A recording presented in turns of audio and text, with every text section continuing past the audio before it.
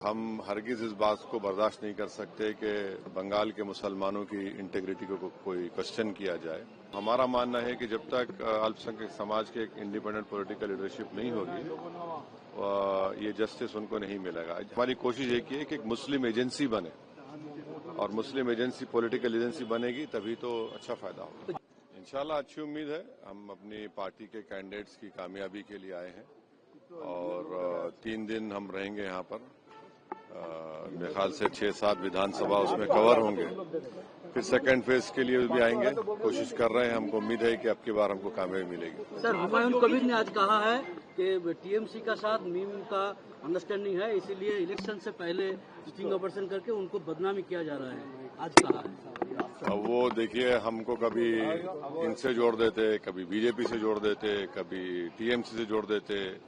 अब ये किस किस से जोड़ेंगे नहीं मालूम मेरे को, मगर हम अपना काम करेंगे और हम हरगिज इस बात को बर्दाश्त नहीं कर सकते कि बंगाल के मुसलमानों की इंटेग्रिटी को कोई क्वेश्चन किया जाए।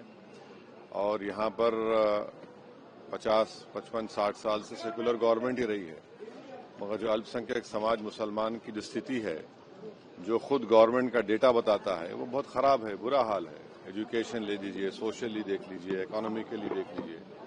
तो हमारा मानना है कि जब तक अल्पसंख्यक समाज के एक इंडिपेंडेंट पॉलिटिकल लीडरशिप नहीं होगी, ये जस्टिस उनको नहीं मिलेगा।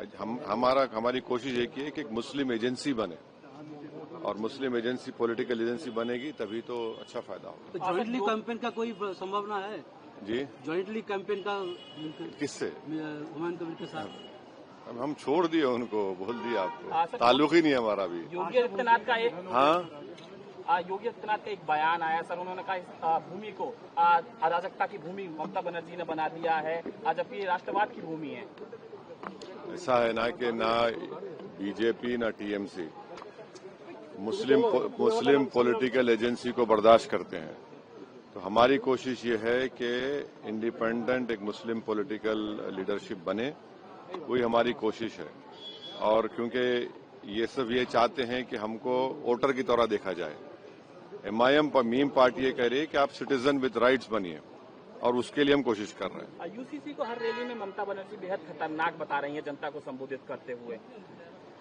यूसीसी उनको ये बताना चाहिए कि उन्होंने मुसलमानों को बंगाल में इस तरह क्यों रखा, क्यों उनकी लीडरशिप नहीं होने देते हैं, क्यों उनके इस मालदा मुर्शिदाबाद के इलाके में सबसे ज्यादा पॉवर्टी क्यों है, फिर क्यों उनके इतने साल से 11-12 साल, थर्ड टाइम इतने 15 साल हो गए उनको। आप देखते हैं कि सिर्फ 7% मुस्लिम एम्प्लॉयमेंट है। वो ये बताए बंगाल की जनता को कि पिछले साल कोलकाता हाईकोर्ट ने 5 लाख ओबीसी सर्टिफिकेट कैंसिल किया, उसमें 3 लाख तो मुसलमान के थे। क्यों हुआ ये, उसके लिए क्या किया उन्होंने? तो बहुत से मुद्दे हैं।